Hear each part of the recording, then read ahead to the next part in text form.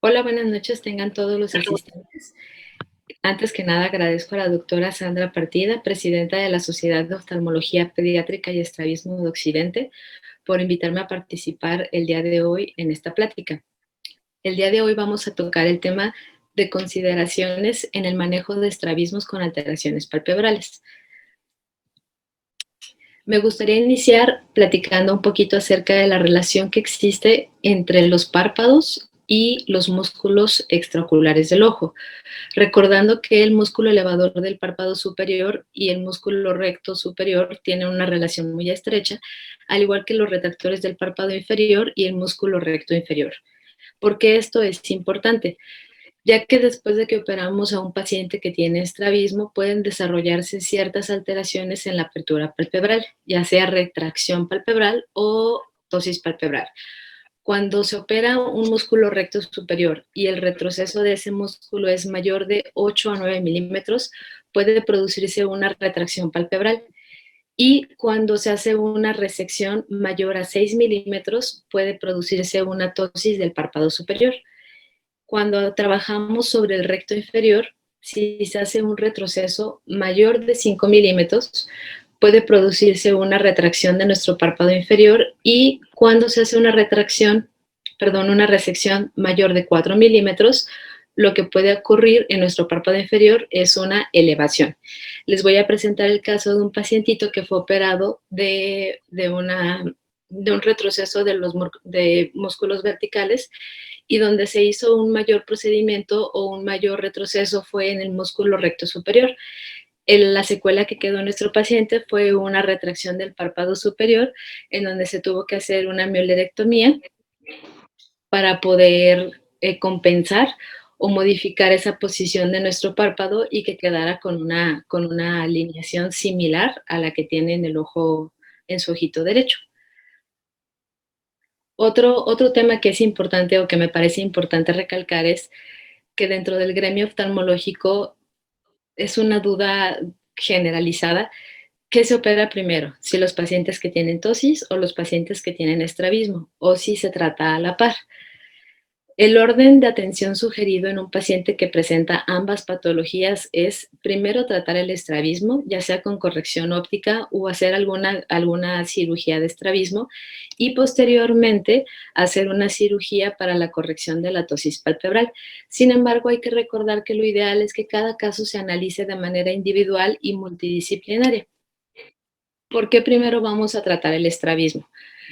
Porque, por ejemplo, para hacer una evaluación prequirúrgica necesitamos hacer diferentes mediciones. Entre ellas, una de las más importantes es la medición de la apertura palpebral para poder evaluar qué tipo de ptosis tenemos, si es una ptosis leve, si es una ptosis moderada, si es una ptosis severa.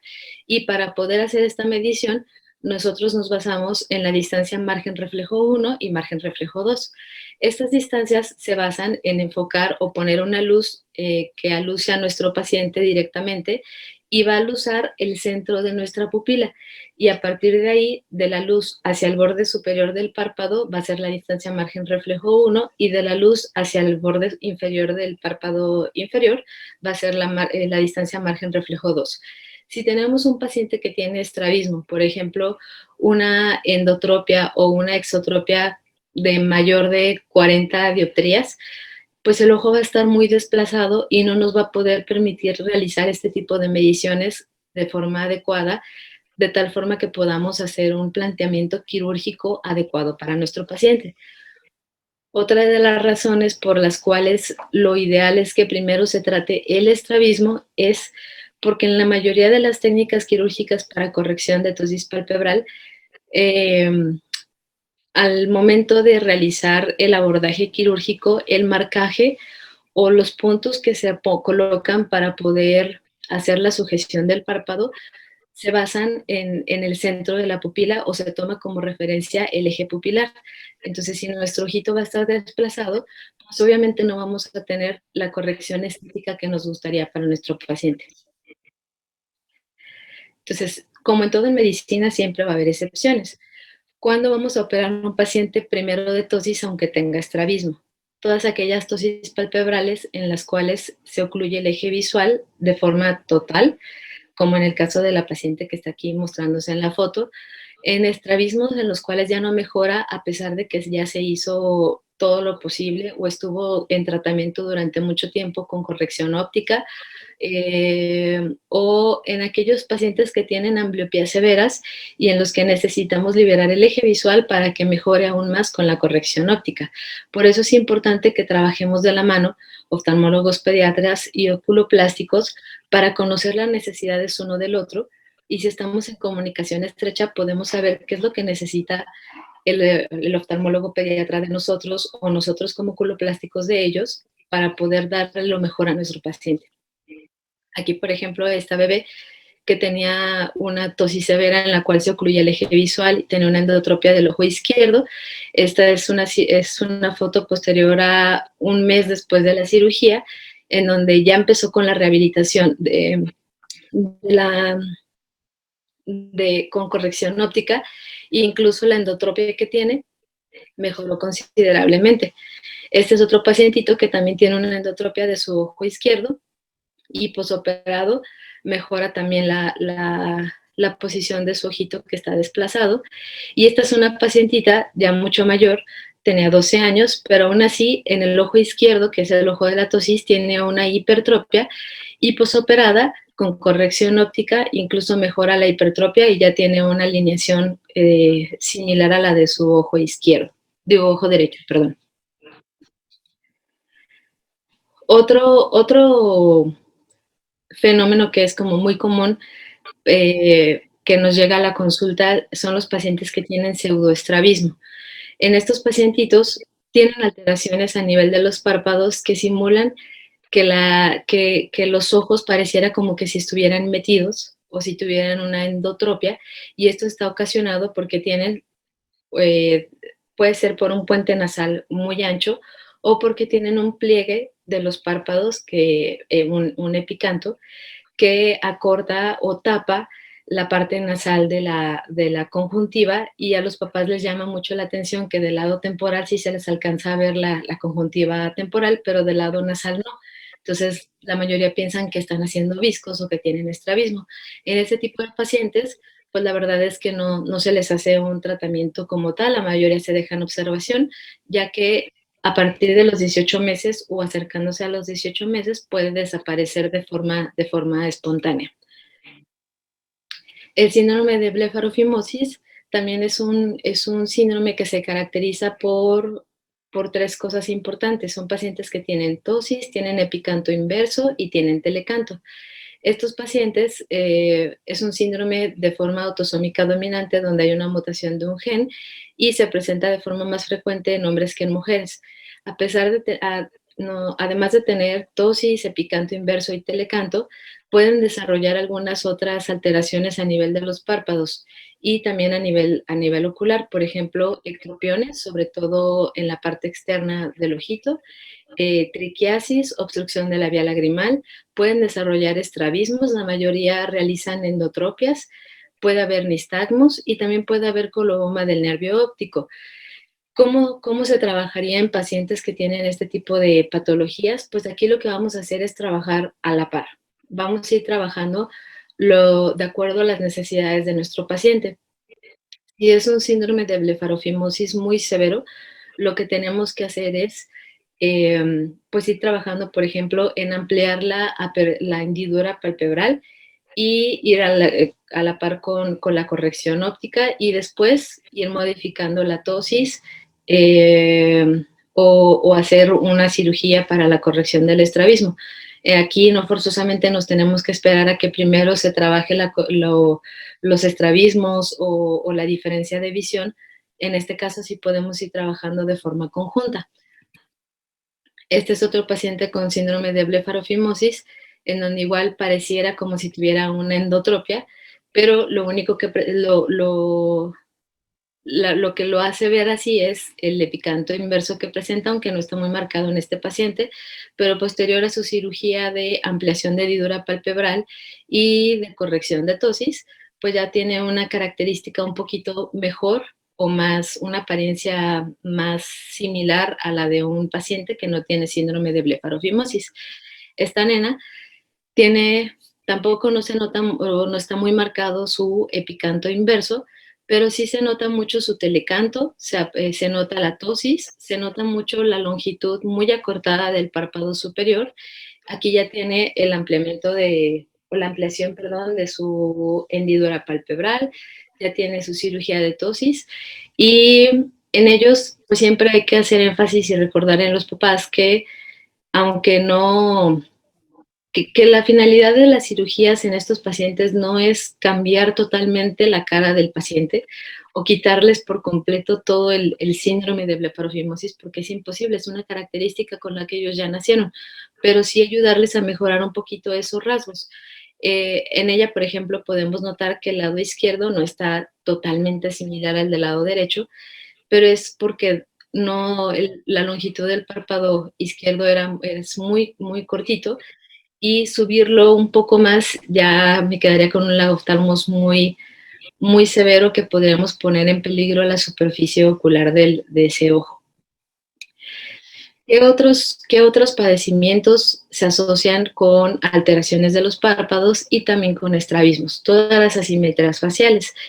Síndromes que son muy característicos son la craneosinostosis y el síndrome de Goldenhar. En la craneosinostosis tenemos principalmente el síndrome de Apert y el síndrome de Cruzat. La craneosinostosis, por definición, es el cierre prematuro de las suturas craneales. ¿Qué características van a tener estos pacientitos?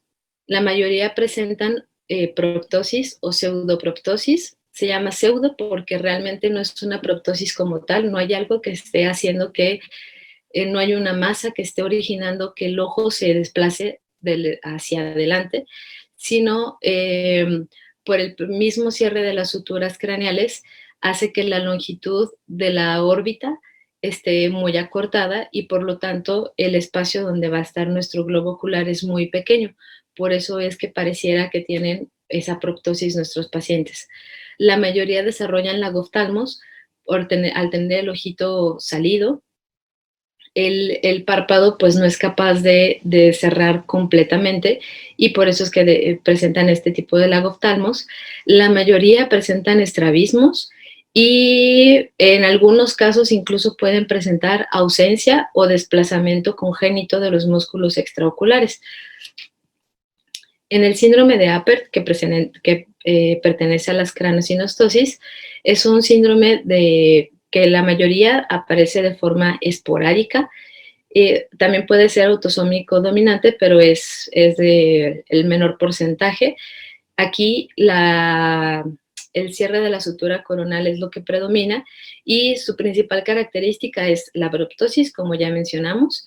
Tienden a presentar suturas, fisuras palpebrales antimongoloides, hipertelorismo, que es muy marcado, y en cuanto al estrabismo, presentan una exotropia en patrón en B.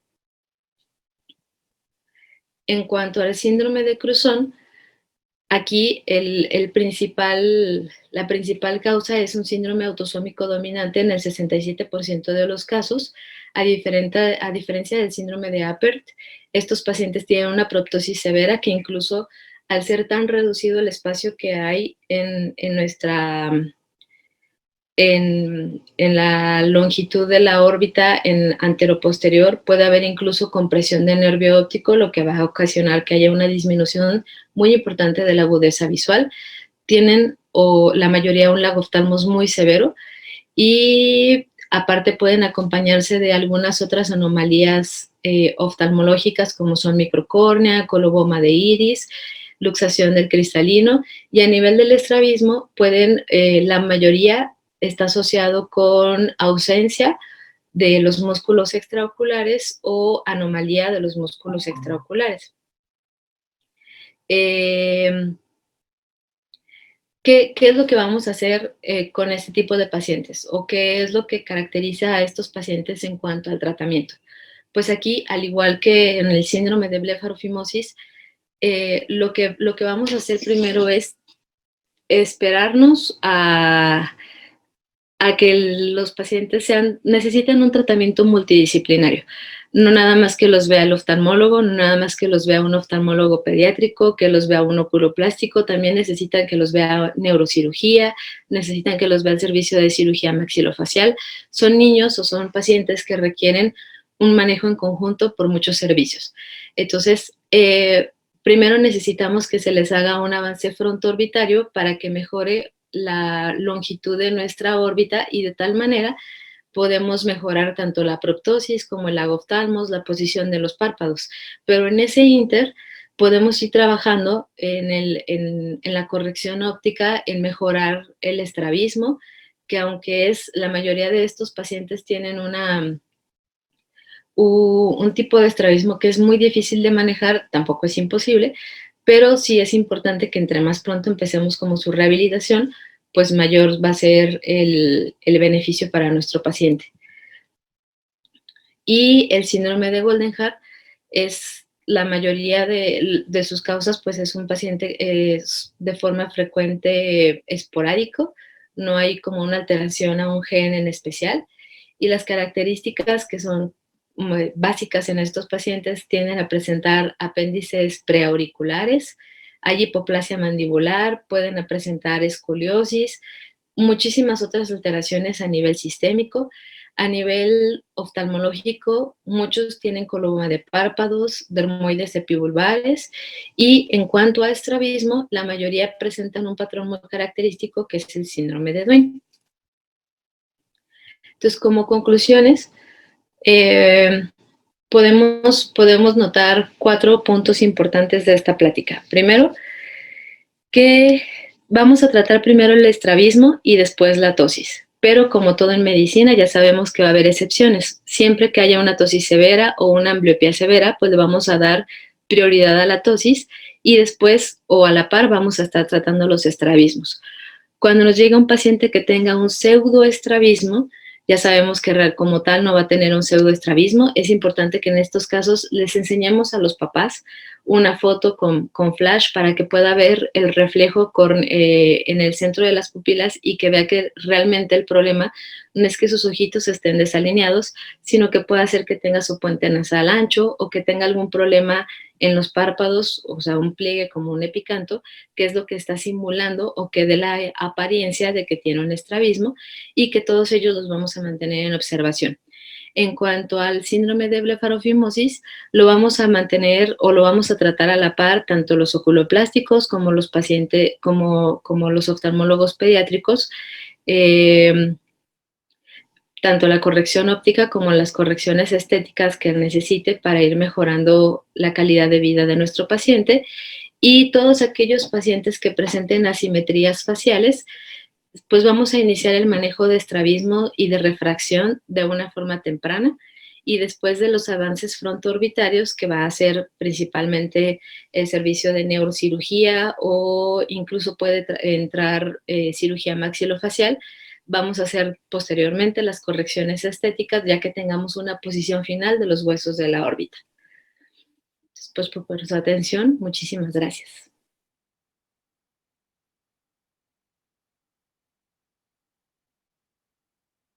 Muy bien, bueno, pues agradecemos a la doctora Mariana que haya presentado este tema, porque sí es como ella comenta, es algo muy, no debemos de aislar la cuestión de los párpados de la cuestión del estrabismo.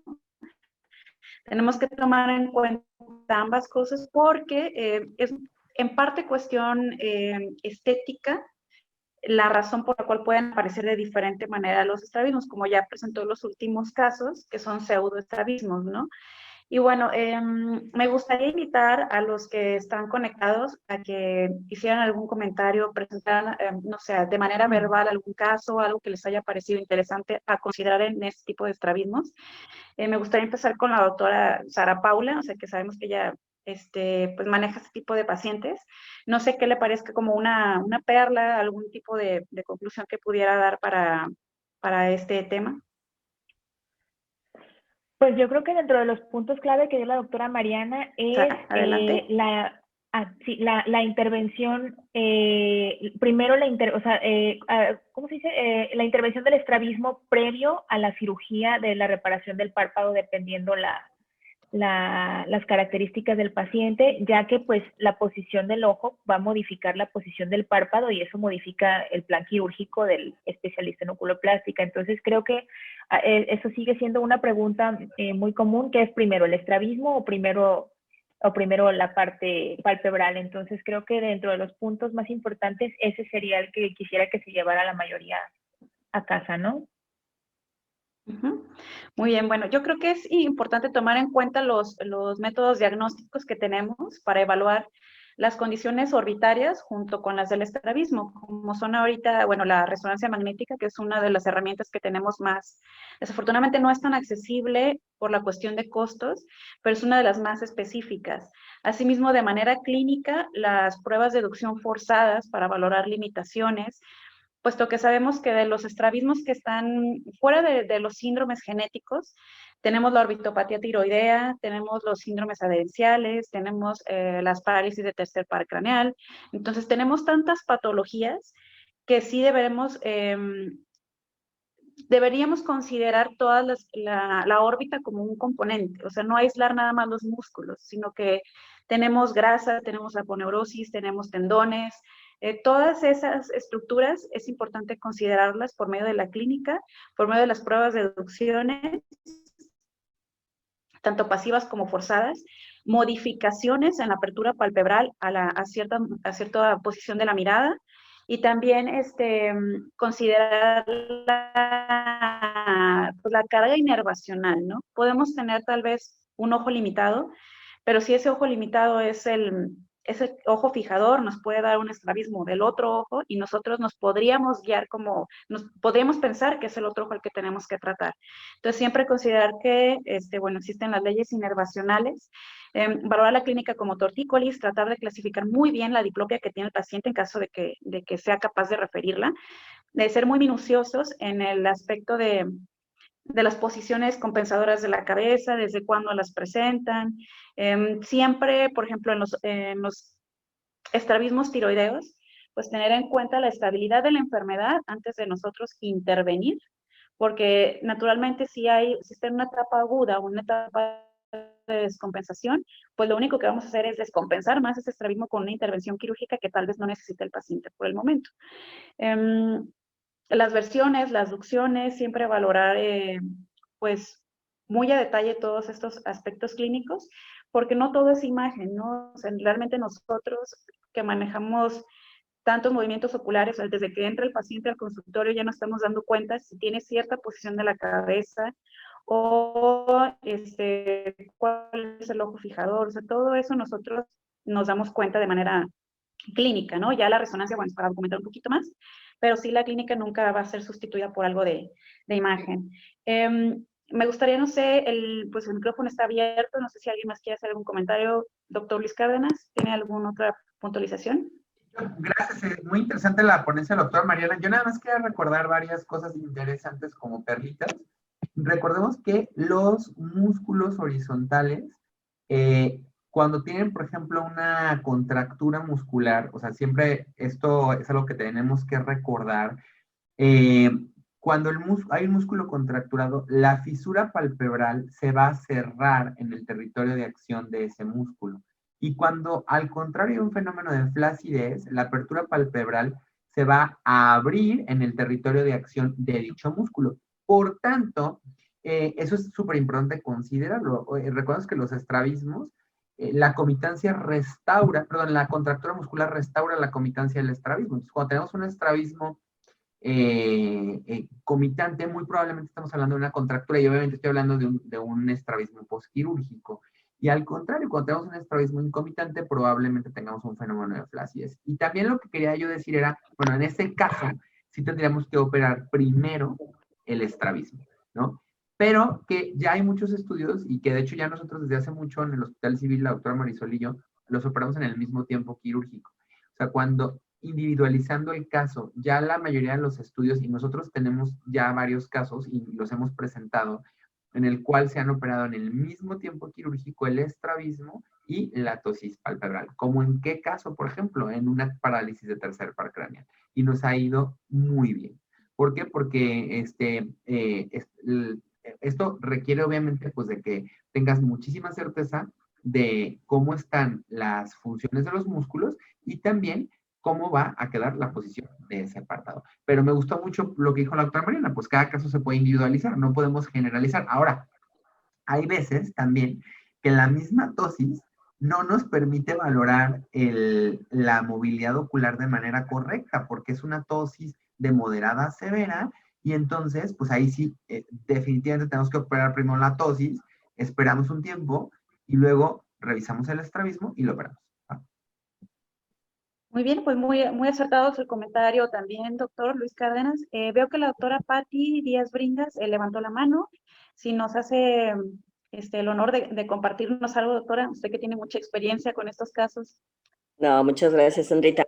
Mira, yo la verdad quería, pues estoy muy de acuerdo con todo lo que han dicho, pero hay que recordar mucho que es indispensable la exploración del fenómeno de Bell, ¿sí? Porque cuando operamos las tosis y cosas de ese tipo, pues puede quedar muy bien el párpado, pero si tenemos problemas de exposición, hay que cuidar primero el ojo. Entonces yo soy más conservadora. Hay casos que sí se podrán operar juntos, pero yo prefiero primero asegurar mi ojo, mi córnea, que arriesgar por estética una córnea.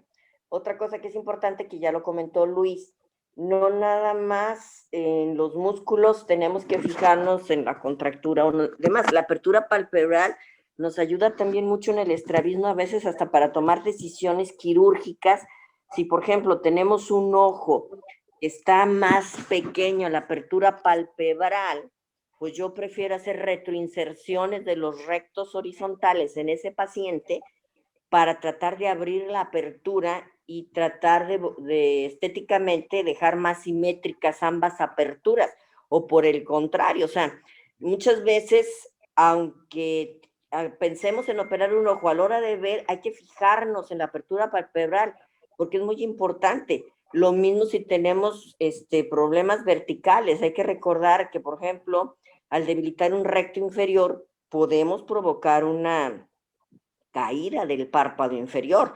Entonces, todas esas cosas parecen que no, pero el paciente te lo agradece muchísimo, porque a veces lo puedes dejar estéticamente en orto del estrabismo, pero muy feo por los párpados. Entonces, tenemos que pensar en todo. Entonces, que sí se fijen mucho en todos esos detalles que son perlas que les van a servir. Eso es todo. Gracias.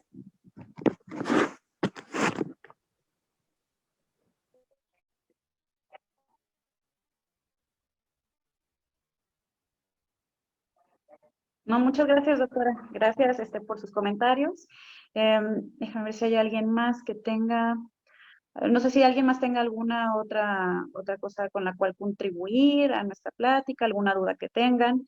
Digo, la doctora María no está presente, pero bueno, aquí tenemos nuestros oftalmólogos que les sobra experiencia, ¿no? Entonces, que nos pueden ayudar a contestar sus dudas. No sé si alguien más tiene algún otro comentario. Los micrófonos están abiertos. No sé. Bueno, al parecer nadie más quiere comentar algo, pero bueno, pues no me queda más que agradecerles su presencia. No sé si doctora Sara Paula, doctor Luis Cárdenas, alguna otra cosita. Pues ahora sí que, si en dado caso de que alguien tenga alguna otra pregunta, la podemos hacer llegar a la doctora Mariana, que desafortunadamente no se pudo desocupar de su pendiente quirúrgico. Yo la verdad me gustó mucho el tema. Te quiero felicitar, Sandra, por haber escogido una buena forma de iniciar el programa académico de este año. Y pues ahora sí que enhorabuena, que nos vaya muy bien este año a todos. Felicidades, Sandrita, te va a ir muy bien porque siempre te lo he dicho, eres excelente en todo lo que haces y en lo que aprendes. Y aparte me encanta que hagan tan buen match Sara Paula y tú, porque eso significa que se va a sumar toda la energía de las dos para que tengamos una excelentes 2 años. Felicidades.